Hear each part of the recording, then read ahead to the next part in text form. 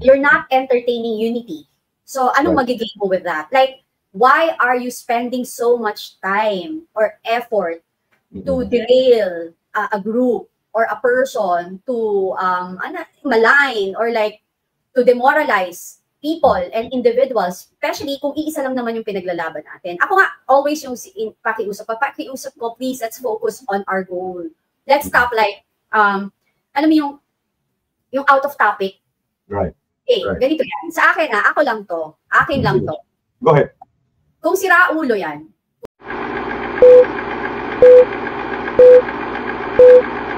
Miss Cathy Binag, hello. Gandang gabi sa inyong lahat and sa mga kababayan natin sa iba't ibang bansa or parte ng mundo. Right. Hi, Miss Cathy. How was your Christmas? Okay naman, masaya. I spent it with my family, diba? Second year na my mom is not around. So, kasi di ba both my parents died like 22 and 23. So, yun. Right. Yeah. So, you have any plans for the new year na magbakasyon or ano? So, andyan ka lang? Bahay lang kasi takot ako sa paputok. Diba? Hindi ako takot sa baril, pero sa paputok, dati takot ako sa baril, pero sa paputok na, alam mo yun, kasi delikado diba? Yan yung ano. Huwag yung ano alam niyo naman yung ano ko, yung pag-iisip ko. Ako kasi gasto ko ng putok. Alam ko na yan. Hindi naman yung iba yung iba putok sa kilikili yun eh. Correct. Ano yun? What do you call that? May term pa dyan eh. Baktol. Parang ganun. So how is Cathy Binag? What's the typical day sa isang Miss Cathy Binag during the last few weeks? I know you're a mom of 5, you're running your household and then you're also busy with your advocacies. Tell us about it more, Miss Cathy. What kept you busy? For the past few weeks, same. Mga ibang anak ko kasi sa abroad naman. So, kasi diba 2 of my kids are taking medicine. So, then my eldest graduated na. Pastry chef and business entrepreneur grad siya. Wow. So then, yung third ko is business then, college. Then my youngest kasi 15 pa lang. So, same lang. But of course, I always start my day with prayers. Alam mo naman, kasi para mas maganda na nag-umpisa ka ng ganun para maganda ang umpisa mo, nakakapag-isip ka ng tama. And kasi for the past few weeks, actually I think for a month, I'm starting to build hate in my heart. Then I said, okay, sandali lang, tama na muna. I need to go back to my, to the where I am before. Kasi, nagiging very emotional tayo, especially sa laban natin sa politics. And nakikita natin ng mga pangyayari. It's normal. We're all human, diba? So yes, go ahead. Yeah, at least, at least marunong tayong bumalik sa Panginoon. Yun. Yeah. So ikaw ba talaga, Miss Cathy, even noon pa, if you feel na mayroon ka ng sense of hatred, at parang nag-iinit na yung damdamin mo or something, whether it's personal or professional or you really step back a bit and yes. to relax, no? Yes. Personality ko yan. Because of my father. Okay. So anong may papayo mo sa mga katulad ng iba diyan na yun nga in this vlogging space na minsan hindi nga nakapag-temper ng aming temper at medyo nag-iinit din yung damdamin natin. Ika nga, sabi mo, because of our pinaglalaban natin din, at yung mga beliefs natin. So, anong advice mo, how to handle that, stress or hatred or kumbaga? Number one, I always ginagawa ko kasi palagi kong ginagawa is, palagi kong pinapaalala sa sarili ko na iba ang personality ko sa ibang tao. Hindi ako sila. Like yung pag-iisip ko, hindi katulad ng pag-iisip nila. Yung the way I think, gano'n, di ba? Yung prinsipyo ko, yung paniniwala ko, iba. Kasi it's so hard. It's so hard to judge or like reprimand or ask somebody to do something or give an advice to somebody na hindi mo kilala or wala kang personal interaction. So I'm always super, super careful ko. So when you try to think about, yun sa mga naka-engage ko, nakakausap ko, like when a lot of things are happening, I only speak my truth based on my experience with that certain person. Kasi, it's hard naman na magsasakay lang ako sa isang bagay na hindi ko naman na-experience. Alam mo yun? Kasi it's unfair for the person, di ba? So, that's the reason why yung papa ko dati, sabi niya, ikaw, Cathy, kayo, sa lahat ng anak niya, before kayo manghusga or magdesisyon or magalit, you need to pull out and step back, mag-isip ka muna. Tapos kalmahin mo yung sarili mo. Kaya nga, di ba, it took me 3 years before I came out. Ganon. Parang I really tried, you know, I tried all the necessary thing for me to be able not to do so. But, you know, when God tell you to do something, you will do it. As long as you know that you're doing the right thing. I don't believe kasi, I believe, okay, I respect people. I don't care if people are cursing. I just don't like people calling names. Right. Diba? Parang normal, ano yan sa atin, parang sabi ko nga, ang parang nakaka-pull off nga dito na matatawa kang pagmumura si PRRD, di ba? Tama. Not naman because we are followers of him, pakobehin natin siya. Kasi hindi naman lahat yun, di ba? Kanya-kanya yan eh.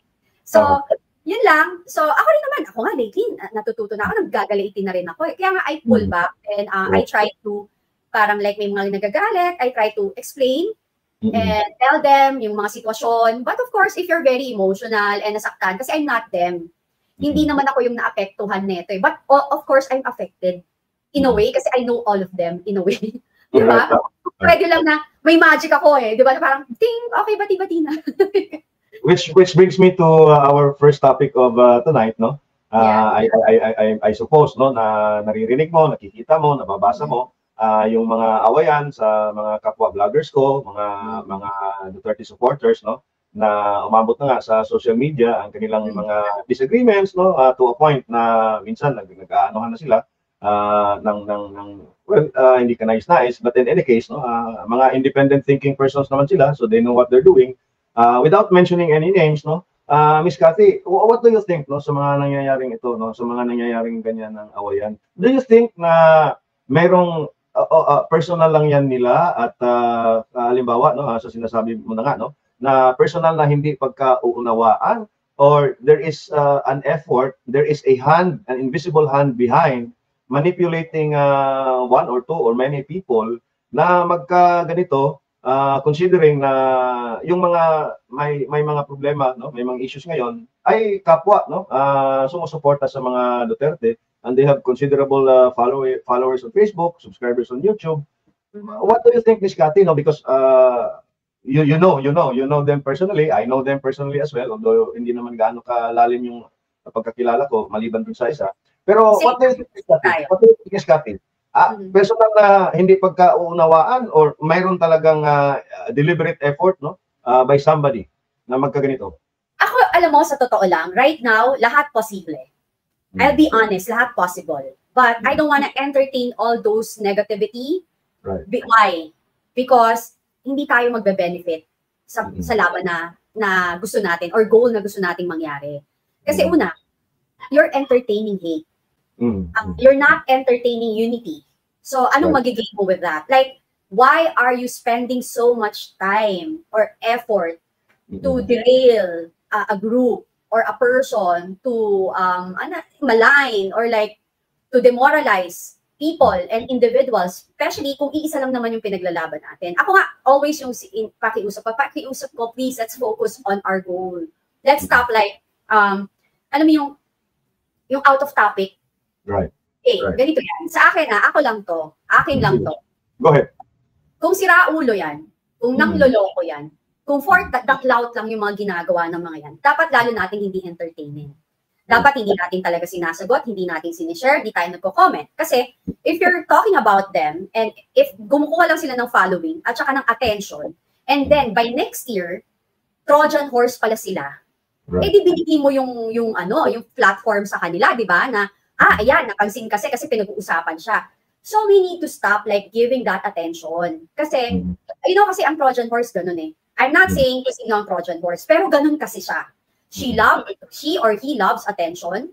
Kasi yun gusto niyang pag-usapan siya. Kasi nag-aan siya eh. Nag-gather talaga siya o nagbe-build up siya ng hate and separation. Ganyan ang Trojan horse. So, sa inyo, sa mga tao dyan, wag yun ang entertain. And para mag-heal din yung lahat, stop commenting na. Hayaan nyo. Kasi alam mo, tao lang naman eh. Lahat tayo matatapos din yan. We're human. And yung may isa nga akong advice, kung talagang hindi nyo na kahit sobra-sobra niya, kasuhan nyo na lang. Kasi para mahinto. Diba? I even offer nga na, tutulong pa ako sa lawyers nyo. Ano yun? Kasi, diba, magkakamayan kayo. Dapat, diba, ang binabangay, ano yung, dapat binibira natin yung kalaban natin, hindi tayo naglalaban, di ba? Right. Parang, ako o sige, kung hindi nyo kayang mag-heal, step back first, focus on our goal, then pag tapos na, banat, bahala na kayo. Ganun ako, respeto ko rin naman yan, naintindihan ko naman sila. Yun lang, parang wag nang sulsulan, wag nang, yung magbangayan, or mag-isip ng kung ano-anong bintang, and yung iba pa, nag-accumulate or nag-gather ng kakampi. Yung, alam mo yung, para tayong high school, naghanap ng kakampi. I'm sorry pero, naanuhan ako hindi ko gusto yung every day, every morning, hindi natatapos. If you really have, if you really have an issue, finish it, file a case, para matigil na yan. Diba? Hindi yung, araw-araw, diba? There's so many things, like so super maraming problema sa buhay. Right. Na ang daming naghihirap, ang daming nangyayari. Alam mo yon, let's focus on them. Let's be productive people and proactive, not to malign and destroy each other. We need okay yan, nagpaprangkahan tayo, sabihin nyo, pero stop assuming. Kasi ang nakikita ko, assume ng assume. Wala namang proper. Ako, nag-explain na ako. Hindi pa rin pero wala kang magagawa kasi sila yan, di ba? Parang sila na lang, and eventually, hayaan ko lang, sabi ko, you know what, I don't wanna be part of it na, hayaan ko na lang sila, and eventually, they will know the truth.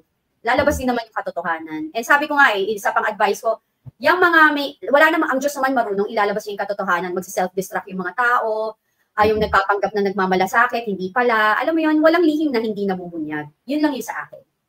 Tama, no? I agree with you, no? Miss Cathy. Kaya ako rin, no? Hindi ako nakikisaw-saw, no? Pero mayroon ding isang issue na related dyan at I was also dragged, no? Into this controversy of some sort, no? Quote unquote, no? At ako naman po ay katulad mo rin, no? I'm very new to this vlogging space. Umpisa ako last year lang. Ikaw, ganun din, no? In fact, you started even later than I did. Yeah, this year. July of last year, no? Pero there's there's apparently there's this issue going around on social media din, no? Na unfortunately ay galing din sa mga kapwa supporters ng mga Duterte. Yung mga parinig na post, yung mga cryptic post na kesyo daw hindi nagpo-post against Aimee or against Abalos ay automatically working for them, no?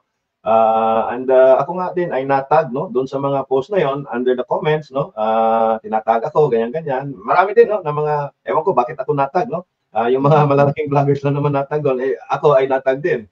Kaya may nag-post na rin ako, no, siguro 3 or 4 posts, no. Minabuti ko na rin para ganoon. But may halong may halong alam mo na ako pag nagpo-post, no, may halo talagang pang-buboljak, no, kumbaga, no. So what do you think, Miss Cathy, no? And have you ever been accused, no, by being tagged or may nagme-message ba sa iyo? Kasi ako may nagme-message din kasi sa akin, tinatawag talaga ako, no. So what do you think about this, no? Ano ba talaga to? Related to my first question kanina, is there also a deliberate effort na i-propagate itong naratibo na to? You know, mind setting is number 1 with everything, especially in politics, right? Mind setting, and kung papansinin mo, yung tinatry ng mga birahin yung may magagaling, they wanted, alam mo, kung mag-iisip ka mabuti, and yun nga sabi ko, sana, most of us, we need to step back and think, and think widely, yung parang broad-minded ka dapat. And look at it, what's happening, ano ba nangyari na sa atin? Diba, parang iba na yung topic, na out of topic na tayo, tapos tayo na yung pinag-aaway. Meron talaga mga mole, hindi mawawala yan. Pero, kaya nga dapat, focus on the main goal. I know that all of us, sabi ko nga for the past month, I'm being emotional na rin. So I need to get out of it. Right. So those are my advice. You need to step back and stop parang entertaining all the hate first and mag-isip. Magdasal. Isipin nyo kung nakakatulong ba to sa goal natin or matutuwa ba ang mga Duterte sa ginagawa natin. Kasi I know for a fact hindi. I know for a fact. Don't like that. They don't even want you to name drop them or to tag them. They don't like it. And they know it's happening naman a lot, diba? So like yung sinasabi na, like yung mga double agent, everything, lalabas at lalabas ang totoo. And second to that, stop doing that. Kasi yung mga nagsasabi niyan, baka kayo pa yung double agent. Diba? Kasi bakit i-entertain ng ganun? Ba't kayo nagbibuild ng ganyan na wala pa kayong proof? Maglabas kayo ng resibo and everything. Kasi hindi naman to nakakatulong eh. Anong magiging natin? Hindi ko maintindihan bakit. And because of what? for a So sa, cloud. so sa tingin mo, ang nag-gain nito, hindi yung Duterte mismo, but yung kabila? Of course. Oo. Obvious naman eh, 'di ba? Sino ba matutuwa pag nagkakagulo tayo? Or yung mga kakampi, 'di ba? Sino natutuwa? Eh ako nagtataka ako ba't hindi rin humihinto? Dapat huminto na. Kasi kung ang intention mo talaga is to help, stop. 'Di ba? Right. Stop. Because you're not doing anything good anymore. Right. You know, sabi ko nga ako, 1, 2, 3 ang may problema sa'yo. Hanggang 5 na, sige. Okay lang, na yan. What do you call this? Mapagbibigyan mo pa. Pero pag ang dami-dami na nagko-complain or nakakakita ng mga mali, makinig ka na, 'di ba? Kasi, you know, sabi, alam mo, hindi naman kabawasan, 'di ba paulit-ulit nga ako, hindi kabawasan ng pagkatao ng isang tao ang maging humble at na humingi ng kapatawaran. Kasi mas tataas ang tingin ng ibang tao sa'yo na naging emotional lang ako, galit ako, kasi feeling ko, masyado ako nabastos or whatever. Kasi pareho lang naman yan eh. Both ways ang nasaktan, di ba? So tao nga, so we just need to be humble. Yun yung tapang natin, gamitin natin sa tamang paraan. Hindi yung tayo mag-aaway. Gamitin natin yung talino tapang natin dun sa kalaban na totoo natin. Di ba? Tama, no? Tama, no? Which